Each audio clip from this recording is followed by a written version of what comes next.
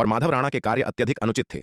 यदि माधव राणा ने उसे और विराट को एक साथ मदिरा पीने के लिए आमंत्रित किया होता तो यह स्वीकार्य होता, लेकिन विराट को छोड़कर उसे अकेले आमंत्रित करना निस्संदेह अत्यंत अशिष्टता थी।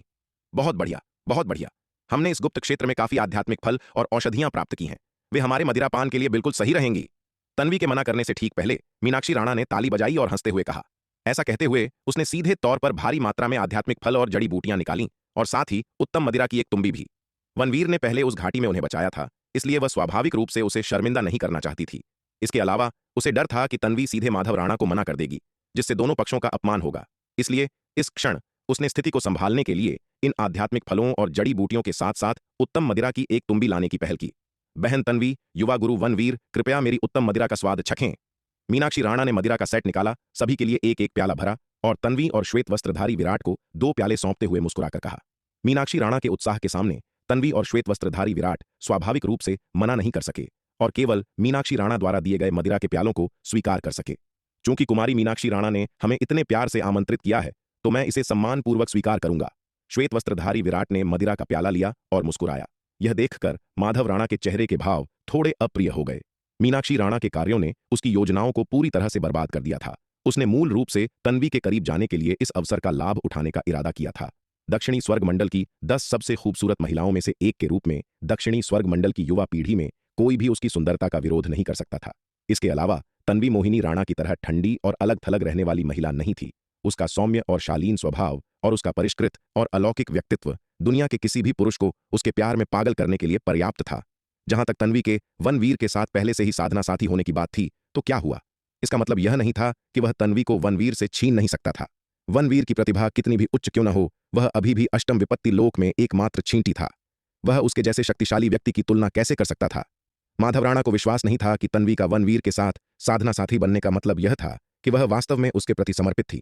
अधिक संभावना थी कि तन्वी किसी उद्देश्य के लिए अपने निशानों को छिपाने के लिए इस पद्धति का उपयोग कर रही थी। हालांकि माधव राणा मीनाक्षी राणा के कार्यों से अप्रसन्न था, लेकिन अंततः उसने प्रतिक्रिया देने से परहेज किया। यद्यपि मीनाक्षी राणा राणा परिवार के 5 शूरवीरों में से एक नहीं थी, लेकिन उसकी मार्शल आर्ट प्रतिभा काफी थी। सबसे महत्वपूर्ण बात यह थी कि उसके पिता मयंक राणा राणा परिवार के एक शीर्ष विशेषज्ञ थे, जो एक शक्तिशाली अर्धचरण रहस्य शून्य लोक के विशेषज्ञ थे। उसकी स्थिति के कारण माधव राणा, जो राणा परिवार की युवा पीढ़ी का सबसे उत्कृष्ट मार्शल आर्ट कौतुक था, को भी आमतौर पर उसे कुछ छूट देनी पड़ती थी। मीनाक्षी राणा के प्रभाव में भोज अपेक्षाकृत सामंजस्यपूर्ण और सौहार्दपूर्ण तरीके से आगे बढ़ा। हर कोई पवन वेग नौका के डेक पर बैठा था, मीनाक्षी राणा द्वारा लाए गए उत्तम मदिरा और आध्यात्मिक फलों का आनंद ले रहा था। माधव राणा और राणा परिवार के अन्य योद्धाओं के आश्चर्य के लिए मोहिनी राणा, जो आमतौर पर ऐसे सामाजिक समारोहों में दिलचस्पी नहीं रखती थी, वास्तव में साधना करने के लिए अपने सामान्य स्थान पर जाने के बजाय भोज में चुपचाप सभी का साथ दे रही थी। हालांकि मोहिनी राणा ने भोज के दौरान बात नहीं की, लेकिन उसकी उपस्थिति और सभी के साथ मदिरा पीने में उसकी भागीदारी अभूतपूर्व थी। जैसे ही हर कोई आनंद ले रहा था, श्वेत वस्त्रों में सजे विराट को अचानक अपने दिल में एक हलचल महसूस हुई। उसने दूर क्षितिज की ओर देखा और उसकी भौहें थोड़ी तन गईं। स्वामी, क्या बात है? विराट के कार्यों को देखकर तन्वी चौंक गई और तुरंत अपनी दिव्य चेतना के माध्यम से पूछा। तन्वी बहुत समझदार थी। विराट के प्रतीत होने वाले अनजाने कार्यों से भी वह उसके असामान्य व्यवहार को महसूस कर सकती थी। तन्वी, हमें कुछ ही देर में कुछ अंधकार दानवों का सामना करना पड़ सकता है। उनमें अमरलोक के 8वें स्तर का एक अंधकार दानव है जो बहुत शक्तिशाली हो सकता है। जल्दबाजी में कोई कदम मत उठाना, पहले स्थिति का निरीक्षण करना। श्वेत वस्त्रधारी विराट ने अपने विचार प्रेषित किए। अंधकार दानव? यह सुनकर तन्वी हैरान रह गई। उसने उस दिशा में देखा, लेकिन उसे कुछ भी असामान्य नहीं दिखा। वे अंधकार दानव अभी भी काफी दूर हैं, हम अभी उनका पता नहीं लगा सकते। विराट ने उसकी ओर देखा और अपने विचार प्रेषित किए। इसके अलावा हो सकता है कि हमारा उनसे केवल सामना हो। हम वास्तव में उनसे मिलेंगे या नहीं, यह अनिश्चित है। ठीक है, ठीक है, तन्वी ने अपनी दिव्य चेतना से उत्तर दिया। यद्यपि उसने अभी तक किसी भी अंधकार दानव का पता नहीं लगाया था, लेकिन उसे विराट पर पूरा भरोसा था। चूंकि विराट ने ऐसा कहा था, इसका मतलब था कि उस दिशा में वास्तव में अंधकार दानव मौजूद थे। विराट ने इतनी दूर से अंधकार दानवों का पता कैसे लगाया, इस पर उसने गहराई से विचार नहीं किया। वैसे भी विराट के पास पहले से ही पर्याप्त रहस्य थे, इसलिए यह एक अतिरिक्त रहस्य आश्चर्यजनक नहीं था। हालांकि दोनों ने गुप्त रूप से दिव्य चेतना का उपयोग करके संवाद किया। वे बाहर से शांत रहे और राणा परिवार के योद्धाओं के साथ अपना भोज जारी रखा। दक्षिणी स्वर्ग गुप्त क्षेत्र। विराट का अंधकार दानव पुतला अवतार महिषासुर और अस्त्रलोक मंडल के अंधकार दानवों के एक समूह के साथ आकाश में उड़ रहा था। महिषासुर के अलावा इन अस्त्रलोक मंडल के अंधकार दानवों में अमरलोक के 8वें स्तर के 2 अंधकार दानव और अमरलोक के 7वें स्तर के 10 अंधकार दानव शामिल थे।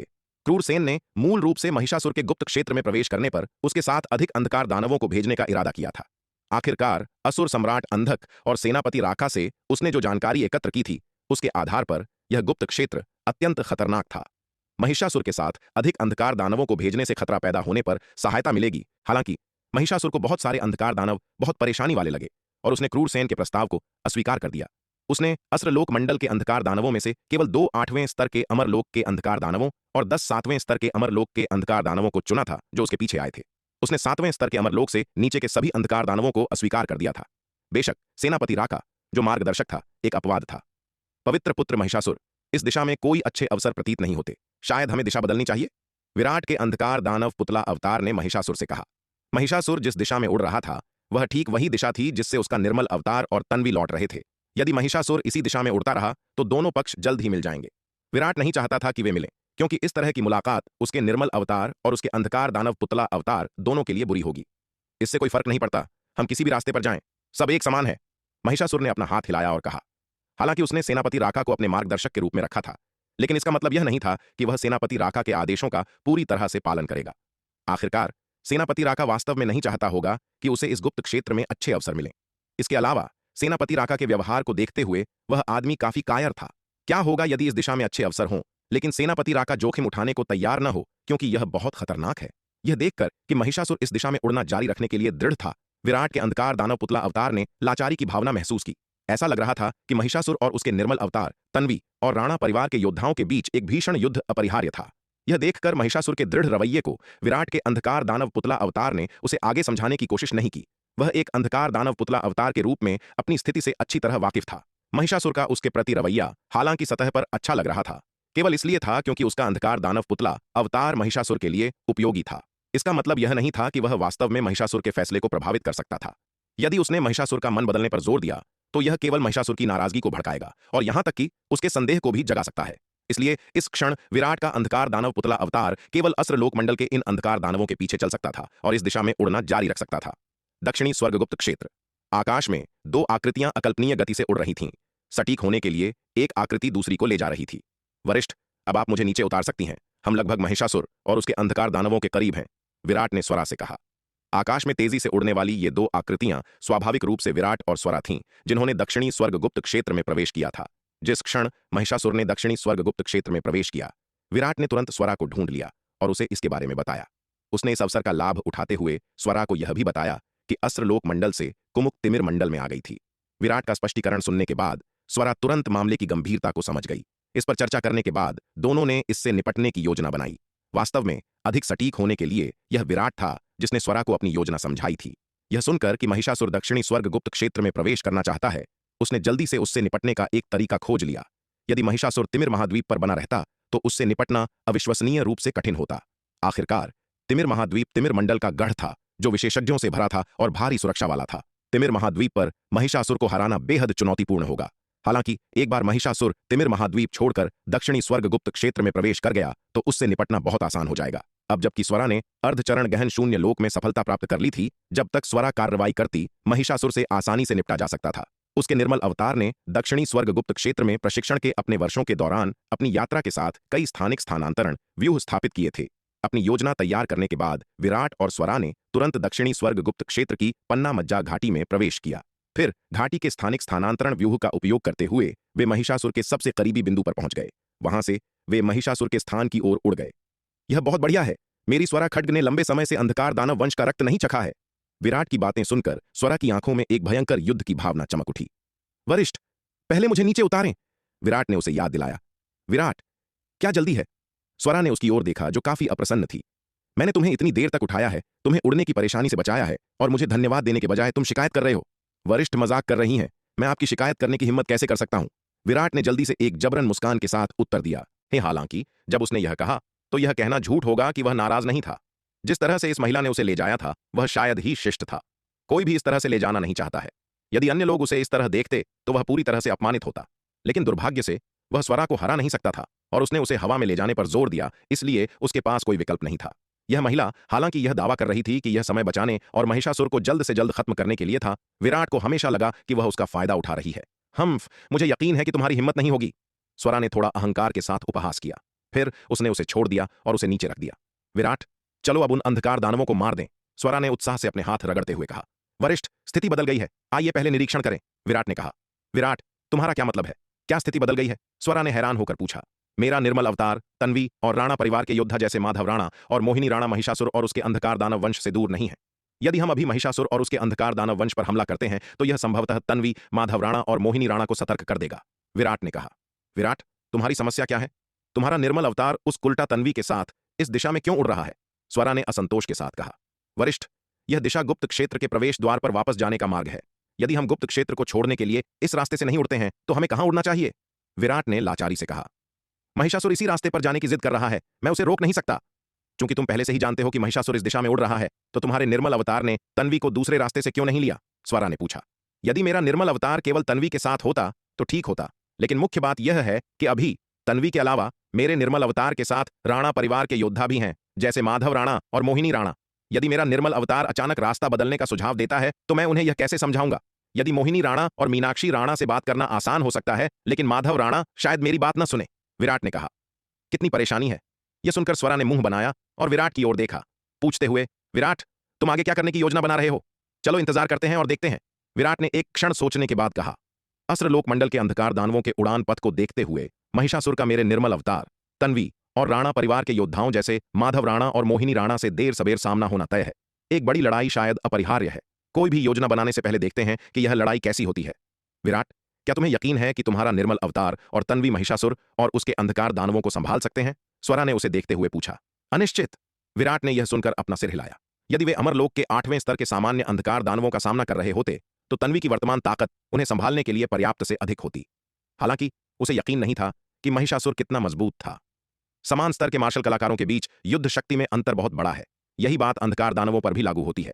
उदाहरण के लिए एक सामान्य अमरलोक के 8वें स्तर के अंधकार दानव और तिमिर मंडल के 10 पवित्र पुत्रों जैसे असुर मारक, असुर जयकाल और असुर वज्र के बीच युद्ध शक्ति में अंतर स्वर्ग और पृथ्वी के समान है।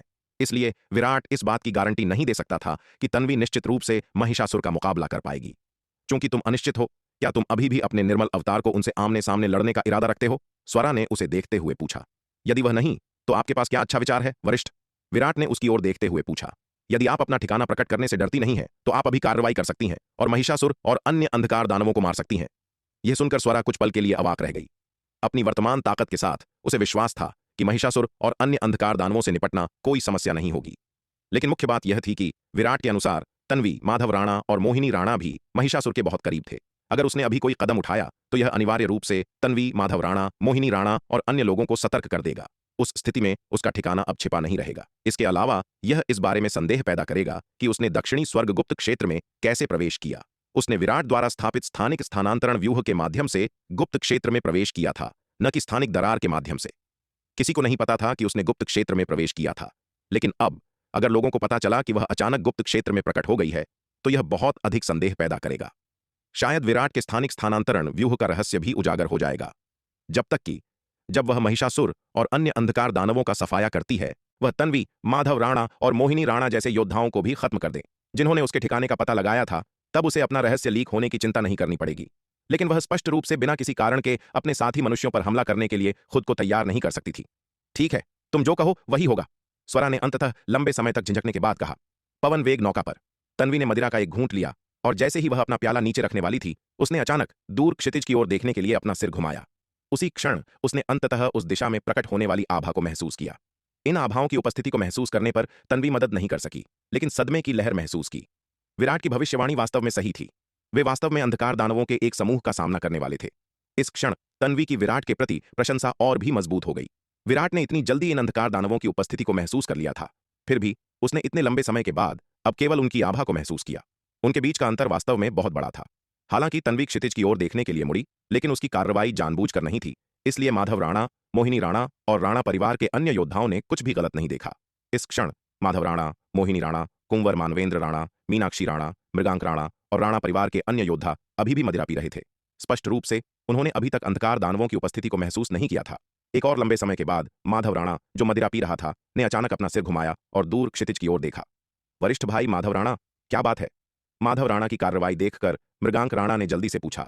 उस दिशा में एक बहुत ही शक्तिशाली आभा प्रकट हुई है। मुझे नहीं पता कि यह दोस्त है या दुश्मन, माधव राणा ने दूर क्षितिज की ओर देखते हुए भारी आवाज में कहा। यह सुनकर सब चौंक गए। उन सभी ने उस दिशा में देखा।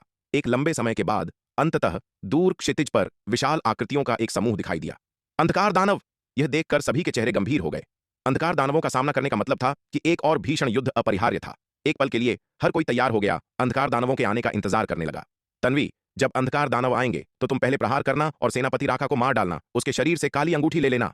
श्वेत वस्त्रधारी विराट ने तन्वी को अपने विचार प्रेषित किए। दोनों पक्षों के बीच आगामी मुठभेड़ एक महान युद्ध होने के लिए नियत थी। उसके अंधकार दानव पुतला अवतार सेनापति राका के इस युद्ध में जीवित रहने की वस्तुतः कोई संभावना नहीं थी। उसका अंधकार दानव पुतला अवतार सेनापति राका अमरलोक के चौथे स्तर के अंधकार दानव के शव से तैयार किया गया था। इसे सेनापति राका के समान दिखने के लिए केवल एक रूप परिवर्तन ताबीज का उपयोग करके बदला गया था। एक बार जब यह अंधकार दानव पुतला अवतार मारा जाता है तो रूप परिवर्तन ताबीज का प्रभाव गायब हो जाएगा और इसका असली रूप उजागर हो सकता है। हालांकि यदि तन्वी अंधकार दानव पुतला अवतार को मारती है तो उसकी ताकत को देखते हुए वह इसे आसानी से नष्ट कर सकती है, जिससे रूप परिवर्तन ताबीज के गायब होने के कारण इसके असली रूप के प्रकट होने की चिंता समाप्त हो जाएगी। इसके अलावा इस अंधकार दानव पुतला अवतार के पास असुर जयकाल से प्राप्त एक अर्धचरण रहस्य शून्य स्तर की जादुई कलाकृति भी है और असली सेनापति राका अभी भी इस जादुई कलाकृति की काली अंगूठी के भीतर है। यदि यह काली अंगूठी राणा परिवार के योद्धाओं के हाथों में पड़ जाती है तो यह एक गंभीर समस्या होगी। इसलिए अंधकार दानव पुतला अवतार को राणा परिवार के योद्धाओं द्वारा मारे जाने देने के बजाय तन्वी के लिए इसे मारना बेहतर होगा। विराट की बातें सुनकर तन्वी हैरान रह गई। यद्यपि अंधकार दानव उनकी दृष्टि में प्रकट हो गए थे, वे अभी भी काफी दूर थे। अपनी ताकत के साथ भी वह स्पष्ट रूप से यह नहीं देख सकती थी कि वे कैसे दिखते हैं। लेकिन अब विराट वास्तव में जानता था कि उन अंधकार दानवों के बीच सेनापति राका था, जो तिमिर मंडल के 10 पवित्र पुत्रों में से एक था। इसके अलावा विराट जानता था कि सेनापति राका के पास एक काली अंगूठी थी। यह वास्तव में आश्चर्यजनक था। जी मेरे स्वामी, तन्वी ने सिर हिलाया। यद्यपि वह इससे काफी आश्चर्यचकित थी, वह वही करेगी जो विराट ने उसे करने के लिए कहा था। जहां तक बाकी की बात है, उसे इसके बारे में बहुत अधिक सोचने की जरूरत नहीं थी। यदि विराट उसे यह रहस्य बताना चाहता था तो वह स्वाभाविक रूप से उसे बता देगा। यदि विराट उसे नहीं बताना चाहता था तो उसे इसमें बहुत गहराई से विचार करने की आवश्यकता नहीं थी। जैसे जैसे समय बीता, अंधकार दानवों और समूह के बीच की दूरी धीरे धीरे कम होती गई। एक और धूप बत्ती जलने के समय के बाद अंधकार दानव उनके सामने आ गए। पवित्र पुत्र महिषासुर, आपको सावधान रहना चाहिए। अमरलोक के 8वें स्तर पर वह युवक कोई और नहीं बल्कि माधव राणा है, जो दक्षिणी स्वर्ग मंडल के प्रसिद्ध राणा परिवार के 5 शूरवीरों का नेता है। ऐसा कहा जाता है कि उसकी प्रतिभा अतुलनीय रूप से शक्तिशाली है, जो उसे दक्षिणी स्वर्ग मंडल में युवा पीढ़ी के मार्शल कलाकारों के बीच एक शीर्ष स्तर का विशेषज्ञ बनाती है। योद्धाओं के समूह के सामने आने पर विराट के अंधकार दानव पुतला अवतार ने जल्दी से महिषासुर से बात की। महिषासुर की ताकत का पता लगाने से पहले वह स्वाभाविक रूप से महिषासुर को तन्वी पर अपना ध्यान केंद्रित करने की अनुमति नहीं दे सकता था। वह चाहता था कि माधव राणा पहले महिषासुर की क्षमताओं का परीक्षण करे। वैसे भी माधव राणा भी कोई अच्छा इंसान नहीं था। विराट को इस बात की चिंता करने की आवश्यकता नहीं थी कि महिषासुर माधव राणा को नुकसान पहुंचाएगा। उनकी पहली मुलाकात के बाद से तन्वी के लिए माधव राणा की वासना लगभग निर्विवाद थी।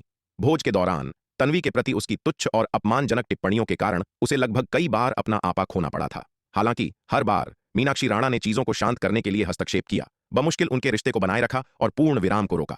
विराट और तन्वी दोनों निस्संदेह माधव राणा के व्यवहार पर क्रोधित थे। उन्होंने मीनाक्षी राणा के विचार से ही इसे बर्दाश्त किया। अब महिषासुर और उसके अंधकार दानव वंश के आगमन के साथ विराट ने स्वाभाविक रूप से महिषासुर का ध्यान माधव राणा की ओर मोड़ दिया। यह माधव राणा के लिए एक सबक के रूप में काम करेगा। राणा परिवार के 5 शूरवीरों का नेता, एक प्रसिद्ध साधना प्रतिभा। विराट के अंधकार दानव पुतला अवतार के शब्दों को सुनने पर महिषासुर ने माधव राणा की ओर देखा। उसकी आंखों में दिलचस्पी की झलक थी। चूंकि ऐसी बात है तो आज मुझे दक्षिणी स्वर्ग मंडल के इस तथाकथित साधना प्रतिभा की वास्तविक प्रकृति का परीक्षण करने दें, महिषासुर ने उपहास करते हुए कहा। बिना किसी हलचल के उसने माधव राणा पर मुक्का मारा। यह देखकर माधव राणा के चेहरे के भाव थोड़े बदल गए। उसने लापरवाह होने की हिम्मत नहीं की और जल्दी से महिषासुर के आने वाले हमले का सामना करने के लिए एक मुक्का मारा। बूम!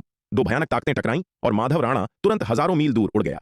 हालांकि महिषासुर केवल कुछ दर्जन मील पीछे हटा। प्रारंभिक आदान प्रदान ने स्पष्ट रूप से उनकी ताकत में अंतर दिखा दिया। यह देखकर सबके चेहरे बदल गए। अमरलोक के 8वें स्तर पर यह अंधकार दानव कहां से आया? उसकी ताकत इतनी दुर्जेय है। उसके द्वारा प्रदर्शित शक्ति को देखते हुए उसकी ताकत संभवतः तिमिर मंडल के 10 पवित्र पुत्रों में से तीसरे स्थान पर रहने वाले असुर जयकाल से कम नहीं है। हर कोई तिमिर मंडल के प्रसिद्ध साधना प्रतिभाओं से परिचित है, लेकिन यह अंधकार दानव ऐसा व्यक्ति है जिसके बारे में उन्होंने पहले कभी नहीं सुना है। तो यह दक्षिणी स्वर्ग मंडल की तथाकथित साधना प्रतिभा है? कुछ खास नहीं। महिषासुर ने माधव राणा को पीछे धकेल दिया, फिर उपहास किया। उसका स्वर अवमानना से भरा था। स्पष्ट रूप से उसने माधव राणा को बिल्कुल भी गंभीरता से नहीं लिया। इतने अभिमानी मत बनो, मुझसे एक और चाल चलने की कोशिश करो। महिषासुर के अपमानजनक शब्दों को सुनकर माधव राणा अब और पीछे नहीं रह सका। वह एक अत्यंत अभिमानी व्यक्ति था जिसकी अपनी मार्शल आर्ट प्रतिभा के बारे में बहुत उच्च राय थी। इसके अलावा वह राणा परिवार जैसे एक प्रमुख परिवार से आया था और बचपन से ही प्रशंसा और चापलूसी से भरा हुआ था। वह इस तरह के अपमान को कैसे बर्दाश्त कर सकता था? विशेषकर तन्वी और मोहिनी राणा जैसी महिलाओं के सामने वह इसे और बर्दाश्त नहीं कर सकता था। माधव राणा दहाड़ा और आगे की ओर लपका महिषासुर पर झपटा। खुद को बहुत ज्यादा आंक रहे हो। यह देखकर महिषासुर ने उपहास किया। बूम बूम बूम, एक भीषण युद्ध हुआ। यह देखकर कि महिषासुर और माधव राणा ने पहले ही लड़ना शुरू कर दिया है, तन्वी ने और संकोच नहीं किया। वह आगे बढ़ी और अमरलोक के 8वें स्तर के एक अंधकार दानव पर मुक्का मारा। अमरलोक के 8वें स्तर का वह अंधकार दानव भी अस्त्रलोक मंडल का एक कुशल योद्धा था। हालांकि वह महिषासुर जितना प्रतिभाशाली नहीं था, फिर भी वह समान स्तर के अंधकार दानवों में एक शीर्ष सेनानी था। तन्वी को उस पर हमला करते देखकर उसने उसे बिल्कुल गंभीरता से नहीं लिया और लापरवाही से अपनी हथेली से उस पर प्रहार किया। बूम! जब दोनों सेनाएं टकराईं तो अमरलोक के 8वें स्तर के अंधकार दानव को तन्वी के मुक्के से दसियों हजार मील दूर उड़ा दिया गया। उसके मुंह से खून की एक घूंट निकल पड़ी। सिर्फ एक मुक्के से ही वह गंभीर रूप से घायल हो गया था। इस क्षण अमरलोक के 8वें स्तर के अंधकार दानव ने दूर से तन्वी की ओर देखा। उसकी आंखें पूरी तरह से सदमे से भरी थीं। उसे वास्तव में उम्मीद नहीं थी कि इस कमजोर दिखने वाली महिला के पास इतनी भयानक ताकत होगी। एक पल की लापरवाही के कारण वह एक ही चाल में इस महिला द्वारा गंभीर रूप से घायल हो गया था। एक मुक्के से अंधकार दानव को उड़ाने के बाद तन्वी ने लापरवाही से अपनी हथेली से विराट के अंधकार दानव पुतला अवतार की ओर प्रहार किया। एक गगनभेदी दहाड़ के साथ भयानक हथेली की ताकत विराट के अंधकार दानव पुतला अवतार से टकराई और उसे तुरंत टुकड़ों में तोड़ दिया। विराट का अंधकार दानव पुतला अवतार अमरलोक के 4थे स्तर के एक सामान्य अंधकार दानव के शव से तैयार किया गया था। यह तन्वी जैसी पावर हाउस के प्रहार का सामना नहीं कर सकता था। इसके अलावा स्वयं सेनापति राका भी तन्वी के इस तरह के भयानक हमले का सामना नहीं कर पाता। जैसे ही तन्वी ने अमरलोक के 4थे स्तर के अंधकार दानव को एक हथेली के प्रहार से टुकड़ों में तोड़ दिया, उसकी दिव्य चेतना अवशेषों के ऊपर से गुजरी और निश्चित रूप से टुकड़ों के बीच एक काली अंगूठी की खोज की। तन्वी ने लापरवाही से अपने हाथ की एक लहर के साथ काली अंगूठी को अपनी जेब में डाल लिया। तन्वी को कोई अंदाजा नहीं था कि जिस अमरलोक के 4थे स्तर के अंधकार दानव को उसने मारा था वह विराट द्वारा तैयार किया गया एक पुतला अवतार था। अगर उसे सच्चाई पता होती तो वह शायद अपने हमले में इतनी तेज नहीं होती। तन्वी के कार्य तरल और प्राकृतिक थे। दूसरों के लिए ऐसा लग रहा था कि उसने सेनापति राका को लापरवाही से बिना किसी स्पष्ट मकसद के मार डाला। जहां तक तन्वी ने सेनापति राका की लाश से जो काली अंगूठी निकाली थी, उसकी हरकतें इतनी तेज थीं कि किसी ने ध्यान नहीं दिया। लापरवाही से सेनापति राका को मारने और काली अंगूठी लेने के बाद तन्वी झिझकी नहीं। वह अमरलोक के 8वें स्तर के एक और अंधकार दानव के पास गई और उसने एक और मुक्का मारा। तन्वी की ताकत को देखने के बाद इस अंधकार दानव ने लापरवाह होने की हिम्मत नहीं की। उसके हमलों का सामना करते हुए उसने बचाव करने की पूरी कोशिश की। दुर्भाग्य से उसकी ताकत अभी भी तन्वी से बहुत कम थी। 10 से अधिक राउंड तक प्रहारों का आदान प्रदान करने के बाद उसे तन्वी के एक मुक्के से उड़ते हुए भेजा गया। दूसरी तरफ मोहिनी राणा, कुंवर मानवेंद्र राणा, मीनाक्षी राणा, मृगांक राणा और राणा परिवार के अन्य योद्धा भी अमरलोक के 7वें स्तर के अंधकार दानवों के खिलाफ लड़ रहे थे। मोहिनी राणा की प्रतिभा पहले से ही काफी थी। श्वेत वस्त्रधारी विराट द्वारा दी गई गोलियों और पन्ना मज्जा घाटी से प्राप्त पन्ना मज्जा अमृत का सेवन करने के बाद उसकी योग्यता में काफी वृद्धि हुई थी। उसने बिना किसी नुकसान के अमरलोक के 7वें स्तर के 5 अंधकार दानवों से अकेले ही लड़ाई लड़ी। कुंवर मानवेंद्र राणा ने पन्ना मज्जा घाटी की गुफा में काफी मात्रा में पन्ना मज्जा अमृत भी प्राप्त किया था। इसका सेवन करने के बाद उसने भी अमरलोक के 7वें स्तर को पार कर लिया था। उसकी ताकत बहुत बढ़ गई थी। हालांकि उसकी युद्ध शक्ति मोहिनी राणा जितनी महान नहीं थी, फिर भी वह अकेले ही अमरलोक के 7वें स्तर के 3 अंधकार दानवों को रोकने में सक्षम था। मीनाक्षी राणा, मृगांक राणा और राणा परिवार के शेष योद्धा अमरलोक के 7वें स्तर के शेष 2 अंधकार दानवों को रोकने के लिए मिलकर काम कर रहे थे। माधव राणा के महिषासुर द्वारा बुरी तरह पीटे जाने के अलावा अन्य युद्ध क्षेत्रों की स्थिति अपेक्षाकृत अच्छी थी। अमरलोक के 8वें स्तर के 2 अंधकार दानवों को घायल करने के बाद तन्वी ने अपने आसपास की लड़ाइयों पर नजर डाली। फिर अमरलोक के 7वें स्तर के उस अंधकार दानव की ओर लपकी जिससे मीनाक्षी राणा लड़ रही थी और एक मुक्का मारा। राणा परिवार के योद्धाओं में वह मीनाक्षी राणा से सबसे ज्यादा प्रभावित थी, इसलिए उसने स्वाभाविक रूप से मीनाक्षी राणा को पहले अपने दुश्मन से निपटने में मदद की। बूम! तन्वी के मुक्के से अमरलोक के 7वें स्तर के अंधकार दानव के शरीर में एक बड़ा छेद हो गया और वह तन्वी के मुक्के से तुरंत मारा गया। यहां तक कि अमरलोक के 8वें स्तर के वे अंधकार दानव भी तन्वी के कुछ से अधिक मुक्कों का सामना नहीं कर सके। इन अमरलोक के 7वें स्तर के अंधकार दानवों की तो बात ही छोड़ दें। बहन तन्वी, बहुत बहुत धन्यवाद। दुश्मनों से निपटने में उसकी मदद देखने के बाद मीनाक्षी राणा ने जल्दी से तन्वी को धन्यवाद दिया। आप बहुत दयालु हैं कुमारी मीनाक्षी राणा। तन्वी ने अपना हाथ हिलाया और मुस्कुराई। बोलने के बाद वह फिर से चमकी और अमरलोक के 7वें स्तर के एक और अंधकार दानव के सामने प्रकट हुई और एक और मुक्का मारा। अमरलोक के 7वें स्तर का यह अंधकार दानव एक बार फिर तन्वी द्वारा एक ही मुक्के से हार गया। तन्वी द्वारा एक के बाद एक अमरलोक के 7वें स्तर के 2 अंधकार दानवों को हराने के साथ राणा परिवार के योद्धाओं पर दबाव काफी कम हो गया। अप्सरा तन्वी, कृपया हमारे वरिष्ठ भाई माधव राणा की मदद करें। इस क्षण मृगांक राणा ने तन्वी को प्रणाम किया और बार बार अनुरोध किया। माधव राणा की स्थिति विकट थी। महिषासुर के हमलों के तहत वह पस्त और चोटिल हो गया था। उसने कई बार खून की उल्टी की थी। उसके कपड़े खून से सने हुए थे, जबकि माधव राणा काफी मजबूत था। वह महिषासुर जैसे अंधकार दानव से काफी कमजोर था। अगर लड़ाई जारी रही तो माधव राणा जीवित भी नहीं बच पाएगा। मृगांक राणा के शब्दों को सुनकर तन्वी ने माधव राणा की ओर उदासीनता से देखा। उसका चेहरा पूरी तरह से ठंडा था। माधव राणा के पिछले कार्यों ने उसे बहुत क्रोधित किया था, इसीलिए उसे इस स्थिति में देखकर वह उसकी मदद करने के लिए इतनी जल्दी हस्तक्षेप नहीं करना चाहती थी। बहन तन्वी, वरिष्ठ भाई माधव राणा ने पहले आपका बहुत अपमान किया है। मैं उनकी ओर से क्षमा मांगने के लिए यहां हूं। कृपया बहन तन्वी, वरिष्ठ भाई माधव राणा को बचाएं। तन्वी के उदासीन भाव को देखकर मीनाक्षी रांडा भी उससे विनती करने के लिए आगे आई। हालांकि मीनाक्षी राणा की बातें सुनने के बाद भी तन्वी अविचलित रही। यह देखकर मीनाक्षी राणा चिंतित हो गई। हालांकि माधव राणा की भी उस पर अच्छी छाप नहीं थी, लेकिन वह राणा परिवार की युवा पीढ़ी का सबसे उत्कृष्ट मार्शल आर्ट कौतुक था। यदि माधव राणा इस अंधकार दानव के हाथों मर गया तो राणा परिवार को बहुत नुकसान होगा। यह देखकर कि तन्वी से उसकी मिन्नतें अप्रभावी थीं, मीनाक्षी राणा को अचानक एक प्रेरणा मिली। वह तुरंत अपने बगल में श्वेत वस्त्रधारी विराट की ओर मुड़ी और विनती की, युवा गुरु वनवीर, कृपया बहन तन्वी से वरिष्ठ भाई माधव राणा को बचाने के लिए कहें। हालांकि वरिष्ठ भाई माधव राणा ने पहले आपको नाराज किया है, यह विचार करते हुए कि उस गुफा में आपके और बहन मोहिनी राणा के बीच क्या हुआ था। ठीक है कुमारी मीनाक्षी राणा, मैं अभी तन्वी को बता दूंगा। मीनाक्षी राणा के शब्दों को सुनकर श्वेत वस्त्रधारी विराट ने उसे जल्दी से बीच में ही रोक दिया। वह नहीं चाहता था कि कोई और यह जाने कि पन्ना मज्जा घाटी की गुफा में उसके और मोहिनी राणा के बीच क्या हुआ था। विशेष रूप से अब जब तन्वी और नीलिमा एक दूसरे से काफी परिचित हो गए थे। अगर तन्वी को इसके बारे में पता चला तो यह किसी भी समय नीलिमा के तक पहुंच सकता है। अगर मूर्ख नीलिमा को इसके बारे में पता चला तो यह एक बड़ी समस्या होगी। तन्वी, कृपया उसकी मदद करो, श्वेत वस्त्रों में विराट ने तन्वी से कहा। जबकि माधव राणा के पिछले कार्य क्रोधित करने वाले थे, एक सबक पर्याप्त था। उसे मारने की कोई आवश्यकता नहीं थी। इसके अलावा महिषासुर और माधव राणा के बीच की लड़ाई ने महिषासुर की ताकत का एक अच्छा संकेत दिया था। महिषासुर वास्तव में मजबूत था, लेकिन उसकी उम्मीदों से परे नहीं। उसकी ताकत तिमिर मंडल के 10 पवित्र पुत्रों में से तीसरे स्थान पर रहने वाले असुर जयकाल के बराबर थी और असुर मार्ग से काफी कमजोर थी। तन्वी की वर्तमान ताकत के साथ वह उससे लड़ने में सक्षम थी। जी स्वामी, विराट के शब्दों को सुनकर तन्वी ने सिर हिलाया। फिर वह चमकी और महिषासुर की ओर उड़ गई। हाँ, माधव राणा को महिषासुर के मुक्के से उड़ते हुए भेजा गया था और उसने खून थूक दिया था। जैसे ही महिषासुर ने एक और मुक्का मारा, माधव राणा ने अपनी रीढ़ की हड्डी में ठंडक महसूस की। महिषासुर से इतने लंबे समय तक लड़ने के बाद उसकी चोटें पहले से ही गंभीर थीं और अपनी वर्तमान स्थिति में वह इस हमले का सामना करने में पूरी तरह से असमर्थ था। क्या वह माधव राणा, अपनी पीढ़ी का गौरव, यहां मरने के लिए अभिशप्त था? इस महत्वपूर्ण क्षण में हरे रंग की एक आकृति आकाश से उतरी जिसने उसे ढाल दिया। बूम! हरे रंग की आकृति ने उसके लिए घातक प्रहार को रोक दिया था। अपने सामने खड़ी हरे रंग की इस अलौकिक दूसरी दुनिया की आकृति को देखकर माधव राणा क्षण भर के लिए मंत्रमुग्ध हो गया। उस क्षण ऐसा लग रहा था मानो पूरी दुनिया में केवल हरे रंग की यह अलौकिक दूसरी दुनिया की आकृति ही शामिल हो। तुम कौन हो? महिषासुर ने आश्चर्य के भाव से तन्वी से पूछा। हरे रंग में इस महिला ने अभी जो शक्ति प्रदर्शित की थी, उसे देखते हुए उसकी ताकत को कम नहीं आंका जाना चाहिए। हरे रंग की महिला राणा परिवार के 5 शूरवीरों के तथाकथित नेता की तुलना में बहुत अधिक मजबूत थी। ऐसा लग रहा था कि सेनापति राखा के शब्द जरूरी रूप से विश्वसनीय नहीं थे। अगर उसे पता होता कि हरे रंग की यह महिला सबसे मजबूत है, तो उसका पहला लक्ष्य माधव राणा नहीं बल्कि हरे रंग की यह महिला होती। उसे आश्चर्य हुआ कि सेनापति राखा ने पहले माधव राणा की ताकत पर जोर क्यों दिया था। क्या सेनापति राखा स्थिति से अनजान था या कोई और कारण था? दुर्भाग्य से सेनापति राखा को हरे रंग की महिला द्वारा पहले ही मार दिया गया था और वह अब इसका कारण नहीं जान सकता था। और तुम कौन हो? तन्वी ने उसे घूरते हुए पूछा। मैंने तिमिर मंडल में तुम्हारे जैसे किसी के बारे में कभी नहीं सुना। वह तिमिर मंडल के अधिकांश प्रसिद्ध विशेषज्ञों को जानती थी, लेकिन उसने इस अंधकार दानव के बारे में कभी नहीं सुना था। तार्किक रूप से इतनी शक्ति वाले अंधकार दानव को तिमिर मंडल में एक अज्ञात व्यक्ति नहीं होना चाहिए।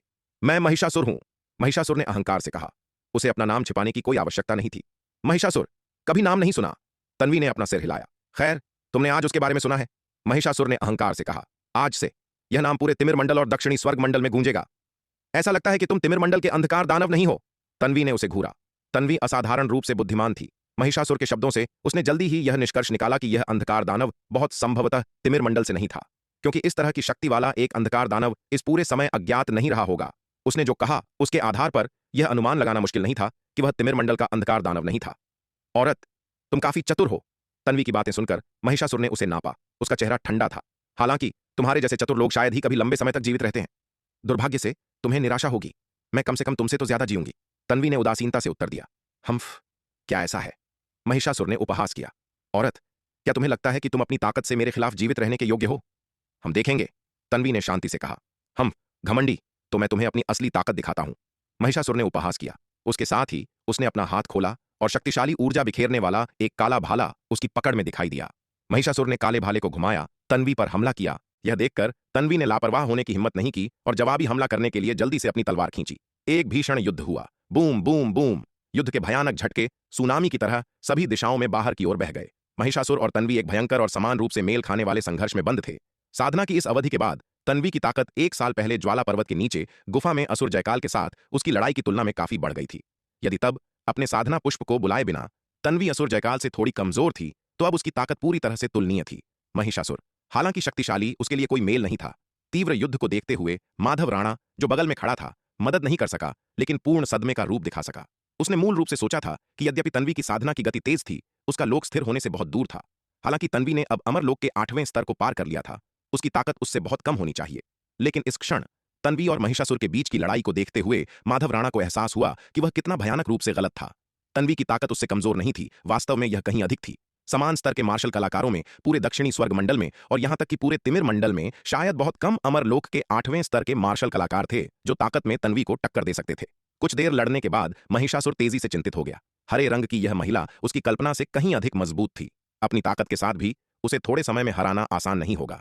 अमरलोक के 8वें स्तर के 2 अंधकार दानव, जिन्हें पहले तन्वी द्वारा घायल कर दिया गया था, यह देखकर कि महिषासुर उसे कुछ समय के लिए नहीं हरा सकता, वे भी उड़कर आए और तन्वी पर हमला करने के लिए सेना में शामिल हो गए। हालांकि पिछले 1 साल में तन्वी की साधना में काफी वृद्धि हुई थी, लेकिन उसकी ताकत महिषासुर के बराबर थी। अगर महिषासुर के साथ एक पर एक लड़ाई होती तो वह स्वाभाविक रूप से उससे नहीं डरती। लेकिन अब अमरलोक के 8वें स्तर पर इन 2 शक्तिशाली अंधकार दानवों की सहायता से महिषासुर ने जल्दी ही खुद को नुकसान में पाया। यह देखकर माधव राणा काफी देर तक झिझका और अंत में चमकते हुए पुकारा, अप्सरा तन्वी, मैं तुम्हारी मदद करने के लिए यहां हूं। वह लड़ाई में फिर से शामिल हो गया। बेशक हालांकि वह लड़ाई में शामिल हो गया, उसने महिषासुर की ताकत का सीधे सामना करने की हिम्मत नहीं की, बल्कि अमरलोक के 8वें स्तर के 2 अंधकार दानवों को शामिल करने पर ध्यान केंद्रित किया। माधव राणा को अभी अभी महिषासुर ने गंभीर रूप से घायल कर दिया था और अमरलोक के 8वें स्तर के 2 अंधकार दानवों को भी शुरुआत में तन्वी ने गंभीर रूप से घायल कर दिया था। दोनों पक्षों के घायल होने के साथ माधव राणा और अमरलोक के 8वें स्तर के 2 अंधकार दानव एक भयंकर और समान रूप से मेल खाने वाली लड़ाई में बंद थे। इस बीच राणा परिवार के योद्धाओं, जिनमें मीनाक्षी राणा और मृगांक राणा शामिल थे, ने तन्वी को महिषासुर के चंगुल से माधव राणा को बचाते हुए और महिषासुर के हमलों का सामना करते हुए उसे एक ठहराव पर लड़ते हुए देखकर राहत की सांस ली। उन्होंने फिर अपना ध्यान उस युद्ध के मैदान की ओर लगाया जहां मोहिनी राणा और कुंवर मानवेंद्र राणा लड़ रहे थे। मोहिनी राणा आसानी से अमरलोक के 7वें स्तर के 5 अंधकार दानवों को अकेले ही रोके हुए थी, जो उसकी दुर्जेय ताकत का प्रदर्शन कर रही थी। कुंवर मानवेंद्र राणा हालांकि अमरलोक के 7वें स्तर के 3 अंधकार दानवों के खिलाफ संघर्ष करते दिख रहे थे। पन्ना मज्जा अमृत का सेवन करने के बाद कुंवर मानवेंद्र राणा की योग्यता और ताकत में काफी सुधार हुआ, लेकिन उनके और मोहिनी राणा के बीच अभी भी एक महत्वपूर्ण अंतर बना हुआ है। यह देखकर मीनाक्षी राणा, मृगांक राणा और राणा परिवार के अन्य योद्धाओं ने अंततः कुंवर मानवेंद्र राणा को अमरलोक के 7वें स्तर के 3 अंधकार दानवों से निपटने में मदद करने का विकल्प चुना। मीनाक्षी राणा, मृगांक राणा और राणा परिवार के अन्य योद्धाओं की सहायता से कुंवर मानवेंद्र राणा का दबाव तुरंत कम हो गया। भीड़ में केवल श्वेत वस्त्रधारी विराट ही बेकार रहा। उसके लड़ाई में शामिल न होने के 2 कारण थे। पहला, ये अंधकार दानव सभी अमरलोक के 7वें स्तर या उससे ऊपर के विशेषज्ञ थे और अपनी वर्तमान ताकत के साथ वह संभवतः हस्तक्षेप नहीं कर सकता था। यदि वह भाग लेना चाहता था तो वह पूरी तरह से अपनी ताकत पर भरोसा नहीं कर सकता था। उसे कुछ शक्तिशाली ट्रम्प कार्ड को उजागर करने की आवश्यकता होगी। जब तक नितांत आवश्यक न हो, विराट अपने बहुत सारे ट्रम्प कार्ड दूसरों के सामने प्रकट नहीं करना चाहता था। दूसरा, मानव जाति का वर्तमान में पलड़ा भारी था, इसलिए उसके हस्तक्षेप की कोई आवश्यकता नहीं थी। इसलिए विराट केवल चुपचाप किनारे से लड़ाई देखता रहा। वह कुलटा तन्वी काफी मजबूत है। युद्ध के मैदान से दूर स्वरा छाया में छिपी हुई चुपचाप लड़ाई देखती रही। वह और विराट पहले ही पास आ चुके थे। हालांकि अपनी उपस्थिति को छिपाने के लिए उन्होंने खुद को प्रकट नहीं किया था। जब स्वरा ने तन्वी द्वारा प्रदर्शित दुर्जय ताकत देखी तो वह मदद नहीं कर सकी, लेकिन प्रशंसा में आह भर दी। तन्वी का युद्ध कौशल उसके बराबर था और शायद इस स्तर पर उसकी अपनी तुलना में भी अधिक मजबूत था। यह सोचकर स्वरा को क्रोध का एक आगोश महसूस हुआ। ऐसी सफलता प्राप्त करने के लिए विराट ने तन्वी में अनगिनत चमत्कारी साधना संसाधन डाले होंगे। इसके अलावा विराट ने उस व्यभिचारी महिला को ये संसाधन मुफ्त में दिए होंगे। अन्यथा तन्वी की संपत्ति को देखते हुए वह संभवतः इतनी अमीर नहीं हो सकती थी। जब उसने उससे साधना संसाधन प्राप्त किए तो उसने अत्यधिक कीमतों की मांग की, लेकिन तन्वी के साथ उसने उन्हें मुफ्त में दे दिया। यह सोचकर स्वरा ने गुस्से में अपने दांत पीस लिए। क्रोधित होकर वह विराट को मुक्का मारने से खुद को रोक नहीं पाई। विराट लड़ाई देख रहा था जब स्वरा ने उसे अचानक मुक्का मारा, जिससे वह क्षण भर के लिए स्तब्ध रह गया। वरिष्ठ, क्या बात है? विराट उसकी ओर मुड़ा, व्याकुल दिख रहा था। इस महिला को क्या हो गया था? उसने बिना किसी कारण के अचानक उस पर हमला क्यों किया? सौभाग्य से उसने स्वर्ण काया अष्टादश संस्कार को 13वें संस्कार तक साधना कर लिया था, जिससे उसका भौतिक शरीर अविश्वसनीय रूप से मजबूत हो गया था। अन्यथा इस महिला का ऐसा मुक्का निश्चित रूप से उसे गंभीर रूप से घायल कर देता और वह खून खांसने लगता। कुछ नहीं, मैंने बस उनकी लड़ाई देखी और मुझे खुजली हुई, मैं खुद को रोक नहीं सकी। स्वरा हकलाते हुए समझाने की कोशिश कर रही थी। वास्तव में वह भी अपने ही कार्यों से थोड़ी भ्रमित थी। वह नहीं जानती थी क्यों, लेकिन जब भी वह विराट को तन्वी के साथ इतना अच्छा व्यवहार करते देखती थी तो उसे अपने अंदर से अकथनीय भावनाएं उमड़ती हुई महसूस होती थीं। ये भावनाएं उसके नियंत्रण से बाहर थीं। अब विराट के सवाल का सामना करते हुए वह बहुत अच्छी तरह से यह नहीं कह सकती थी कि उसने उसे मुक्का मारा, क्योंकि उसे तन्वी से जलन हो रही थी। वरिष्ठ, आपको मुझे मारने की खुजली हो रही है, आप मुझे मार नहीं सकती हैं। क्या आप मार सकती हैं? स्वरा की बातें सुनकर विराट ने अवाक होकर कहा, क्या इस महिला का दिमाग खराब हो गया है? अगर उसे किसी को मारने की खुजली हो रही है तो वह अंधकार दानव वंश के बजाय उसे क्यों मार रही है? विराट, मैं तुम्हें बस एक छोटा सा थपथपाने जा रही हूं, तुम इतना हंगामा क्यों कर रहे हो? स्वरा ने अप्रसन्नता के साथ कहा। क्या तुम्हें मुझसे कोई समस्या है? नहीं नहीं, वरिष्ठ मजाक कर रही हैं। मैं आपसे कोई समस्या रखने के लिए बहुत सम्मानित हूं। विराट ने जल्दी से एक जबरन मुस्कान के साथ उत्तर दिया। भले ही उसे कोई समस्या थी, वह इसे कहने की हिम्मत नहीं करेगा। इस महिला के व्यक्तित्व को जानते हुए अगर उसने यह कहने की हिम्मत की कि उसे उससे कोई समस्या है तो उसे निश्चित रूप से मार पड़ेगी। विराट को पहले भी कई बार उसके द्वारा पीटा जा चुका था और उसके व्यक्तित्व को अच्छी तरह से जानने के कारण वह स्वाभाविक रूप से वह गलती दोबारा नहीं करेगा। हम्फ, यह और बात है। यह सुनकर स्वरा ने उपहास किया, फिर संतुष्टि के साथ कहा। दूसरी तरफ महिषासुर पलड़ा भारी करने में असमर्थ होकर तेजी से अधीर हो गया। उसे अपनी प्रतिभा और ताकत पर बहुत गर्व था। तिमिर मंडल की ओर जाने से पहले उसने चुपके से तिमिर के अंधकार दानवों और दक्षिणी स्वर्ग मंडल के मनुष्यों को अपनी शक्ति का गवाह बनाने का संकल्प लिया था, जिससे उसका नाम पूरे तिमिर और दक्षिणी स्वर्ग मंडल में गूंज उठे। लेकिन अब दक्षिणी स्वर्ग मंडल के मनुष्यों के साथ अपनी पहली मुठभेड़ में वह वहां की एक महिला को भी नहीं हरा सका। अगर बात बाहर आ गई तो उसकी प्रतिष्ठा का क्या होगा? इसके अलावा जबकि वह तन्वी को नहीं हरा सकता था, अमरलोक के 7वें स्तर के अंधकार दानवों की स्थिति भी विकट थी। चूंकि तन्वी ने शुरुआत में उनके 2 अंधकार दानव समकक्षों को मार दिया था, अब वे राणा परिवार के योद्धाओं की घेराबंदी का सामना कर रहे थे और उनकी स्थिति अत्यंत अनिश्चित थी। अगर चीजें इस तरह से जारी रहीं तो वे अनिवार्य रूप से मानव योद्धाओं द्वारा हार जाएंगे। तू छोटी चुड़ैल, आज मैं तुझे अपनी अंतिम तकनीक दिखाऊंगा। महिषासुर दहाड़ा। अंधकार दानव गगनभेदी भाला। महिषासुर ने अपना भाला घुमाया, तन्वी की ओर उसे प्रहार किया। यह भाला भयानक शक्ति ले गया, जहां से भी गुजरा वहां से अंतरिक्ष को चकनाचूर कर दिया। यह देखकर तन्वी ने लापरवाह होने की हिम्मत नहीं की और बचाव करने के लिए जल्दी से अपनी तलवार घुमाई। बूम! 2 भयानक ताकतें टकराईं, तुरंत एक गगनभेदी दहाड़ को जन्म दिया। महिषासुर के भयानक भाले के प्रहार के तहत तन्वी दसियों हजार मील पीछे की ओर उड़ गई। हम! तन्वी कराह उठी, उसके मुंह के कोने से खून की एक लकीर बह निकली। महिषासुर की अंतिम तकनीक वास्तव में भयानक थी। एक चाल ने उसे घायल कर दिया था। यह देखकर महिषासुर आगे बढ़ा, तन्वी पर झपटा, अपने फायदे को दबाया। इस दृश्य को देखकर तन्वी की नजर ठंडी हो गई। एक विचार के साथ दर्जनों लाल कमल के फूल तुरंत उसके चारों ओर दिखाई दिए। इन लाल कमल के फूलों ने भयानक शक्ति छोड़ी, महिषासुर की ओर तेज गति से बढ़ रहे थे। तू छोटी चुड़ैल, क्या तू पागल है? महिषासुर पूरी तरह से चकित था। उसने कभी नहीं सोचा था कि तन्वी लड़ने के लिए कमल के फूलों को बुलाएगी। हालांकि उसने तन्वी को एक ही चाल में घायल करने के लिए अपनी अंतिम तकनीक का इस्तेमाल किया था। वह जानता था कि अपनी ताकत से उसे मारना व्यावहारिक रूप से असंभव था। वह कम से कम उसे हरा ही सकता था। आमतौर पर तन्वी उसे हराने में असमर्थ अंततः घायल होकर भाग जाती, लेकिन उसे आश्चर्य हुआ, घायल होने के बाद तन्वी न केवल भागी नहीं बल्कि उसके साथ मौत की लड़ाई लड़ने के लिए कमल के फूलों को बुलाया। लाल कमल के फूलों द्वारा छोड़ी गई भयानक शक्ति का सामना करते हुए महिषासुर ने लापरवाह होने की हिम्मत नहीं की और जल्दी से बचाव करने की पूरी कोशिश की। बूम! 2 भयानक ताकतें टकराईं और महिषासुर का विशाल शरीर तुरंत दसियों हजार मील पीछे की ओर उड़ गया। महिषासुर के मुंह से खून की एक घूंट निकल पड़ी। उसने तन्वी को गहरी नजर से देखा, अपना हाथ हिलाया और अंधकार दानवों को आदेश दिया, पीछे हटो। यह छोटी चुड़ैल एक पूरी तरह से पागल महिला है। यह कुछ भी नहीं है। उसने वास्तव में लड़ने के लिए अपने साधना पुष्प को खोल दिया। अमरलोक के योद्धा युद्ध में अपने साधना पुष्पों का उपयोग करते समय अत्यधिक सतर्क रहते हैं। वे ऐसा केवल जीवन या मृत्यु की स्थितियों में करते हैं, जब उन्हें मजबूर किया जाता है। आखिरकार साधना पुष्प में अमरलोक के योद्धा के महान मार्ग की बहुत नींव शामिल है। इसके किसी भी नुकसान का परिणाम असहनीय होगा। तन्वी की स्थिति उसके साधना पुष्प के उपयोग की गारंटी देने से बहुत दूर थी। हालांकि अंधकार दानव गगनभेदी भाला तकनीक के उसके उपयोग ने तन्वी को घायल कर दिया था। उसकी स्थिति जीवन या मृत्यु से बहुत दूर थी। उसके पास अभी भी कई विकल्प थे। सामान्यतया अमरलोक के योद्धा ऐसी स्थितियों में अधिक से अधिक केवल भाग ही जाएंगे। केवल जब भागते और घिरे हुए होते हैं, एक हताश स्थिति में कोई अंतिम हताश लड़ाई के लिए अपने साधना पुष्प को बुलाएगा। लेकिन इस छोटी चुड़ैल ने एक चाल में पराजित होकर तुरंत अपने साधना पुष्प को लड़ने के लिए खोल दिया। वह एक पूर्ण पागल महिला है। ऐसी पागल महिला का सामना करते हुए महिषासुर मदद नहीं कर सका, लेकिन डरा हुआ महसूस कर रहा था। वह तिमिर मंडल में केवल प्रशिक्षण के लिए आया था, मौत से लड़ने के लिए नहीं। उसने तन्वी की तरह अपने साधना पुष्प को खोलने की हिम्मत नहीं की। यदि तन्वी के साथ टकराव में उसका साधना पुष्प क्षतिग्रस्त हो जाता है तो उसे भारी नुकसान होगा। ऐसे परिणाम उसके लिए असहनीय थे, लेकिन अपने साधना पुष्प को खोले बिना वह तन्वी का मुकाबला नहीं कर सका। इसलिए इस क्षण महिषासुर के पास पीछे हटने के अलावा कोई विकल्प नहीं था। महिषासुर के आदेश को सुनकर अंधकार दानवों ने पीछे रहने की हिम्मत नहीं की और जल्दी से महिषासुर के पीछे हो लिए क्षितिज की ओर भाग गए। महिषासुर को भागते देख तन्वी ने उसका पीछा नहीं किया। उसकी ताकत केवल महिषासुर के बराबर थी। उसके पास उसे मारने का कोई मौका नहीं था। उसका पीछा करना निरर्थक होगा। यदि उसने महिषासुर को बहुत दूर धकेल दिया तो वह उससे लड़ने के लिए अपने साधना पुष्प को बुला सकता है, जिसके परिणाम स्वरूप पारस्परिक विनाश होगा। अप्सरा तन्वी, धन्यवाद। महिषासुर और उसके अंधकार दानवों के भाग जाने के बाद माधव राणा ने तन्वी को प्रणाम किया, अपना आभार व्यक्त किया। यदि तन्वी का हस्तक्षेप नहीं होता तो वह अमरलोक के 8वें स्तर के उस अंधकार दानव के हाथों मर सकता था। तन्वी की प्रदर्शित ताकत, विशेष रूप से युद्ध में उसके निर्णायक तरीके, ने माधव राणा को अपने पिछले लालच को त्यागने पर मजबूर कर दिया। उसने शुरू में सोचा था कि तन्वी कोमल और शांत थी। मोहिनी राणा एक उग्र और अप्रतिरोध्य महिला दानव से कहीं बेहतर थी। लेकिन किसे पता था कि जब तन्वी निर्दयी हो जाती है तो वह मोहिनी राणा से भी ज्यादा क्रूर होती है। वह एक ऐसी महिला को उकसाने की हिम्मत कैसे कर सकता था जो इतनी जल्दी अपनी जान जोखिम में डालने के लिए तैयार थी। कोई आवश्यकता नहीं। तन्वी ने उसकी ओर देखा और शांति से कहा, अंधकार दानव वंश से लड़ना एक इंसान का कर्तव्य है। यह कहने के बाद तन्वी ने उसे नजरअंदाज कर दिया और वापस श्वेत वस्त्रधारी विराट के पास आ गई। तन्वी, क्या तुम ठीक हो? श्वेत वस्त्रधारी विराट ने उसकी ओर देखते हुए पूछा।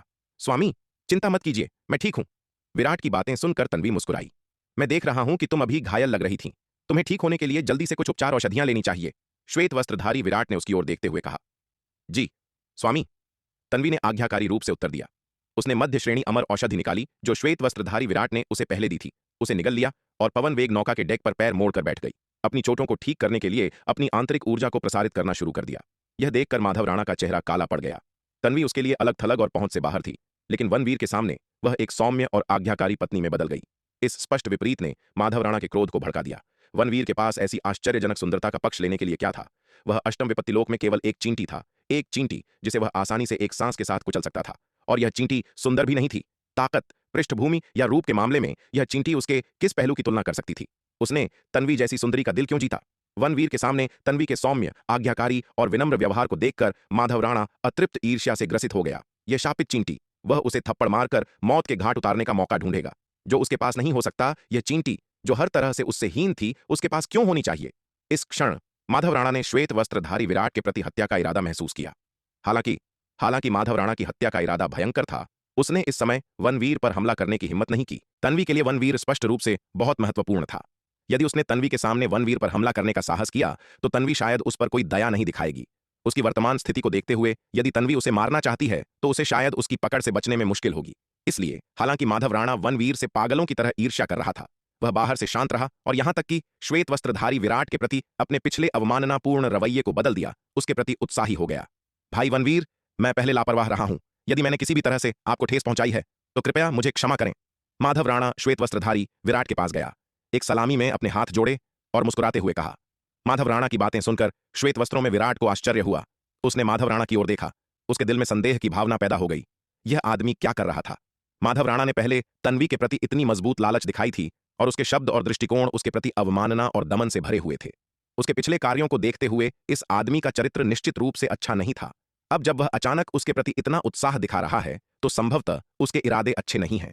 बिल्कुल बिल्कुल, युवा गुरु माधव राणा, आप मेरी चापलूसी करते हैं। श्वेत वस्त्रों में विराट ने मुस्कुराते हुए अभिवादन का उत्तर दिया।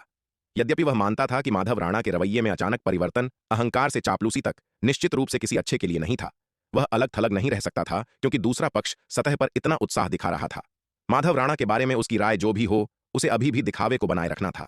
श्वेत वस्त्रधारी विराट के साथ कुछ देर गर्मजोशी से बातचीत करने के बाद माधव राणा किनारे पर गया, कुछ उपचार औषधियां लीं और अपनी चोटों को ठीक करने लगा। इस बार उसकी चोटें तन्वी की तुलना में बहुत अधिक गंभीर थीं।